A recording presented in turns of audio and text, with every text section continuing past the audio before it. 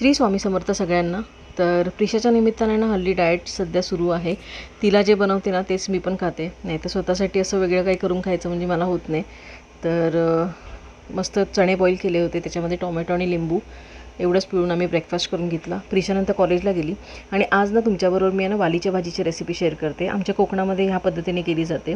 तर 1 चमचा तेल घेतलं आहे, मिरची टाकली, मिरची छान परतल्यानंतर कांदा टाकला, कांदा मऊ झाल्यानंतर मीठ टाकलं, वाली घेतल्या बारीक चिरून त्या घातल्या, त्याच्यानंतर व्यवस्थित परतून घेतलं आणि वाफेवरती 10 मिनटं भाजी शिजवून घेतली. अजिबात पाण्याचा वापर या भाजीमध्ये करायचा नाही. आणि शेवटी ओलं खोबरं टाकून व्यवस्थित ही भाजी आहे ना छान परतून घेतली आणि खूप सुंदर होती ही भाजी. म्हणजे गावाला तर ह्या भाजीची टेस्ट आहे ना खूप वेगळीच लागते. आणि त्याच्यानंतर मग ज्वारीच्या भाकऱ्या करून घेतल्या आणि ह्याच्याबरोबर ना आपली गोडी डाळ असते ना तीसुद्धा खूप छान लागते. तर असं काही आजचं जेवण होतं, भाकरी, वालीची भाजी आणि सोबत मी गाजर पण घेतले होते. चला भेटूया नेक्स्ट व्लॉगमध्ये. तोपर्यंत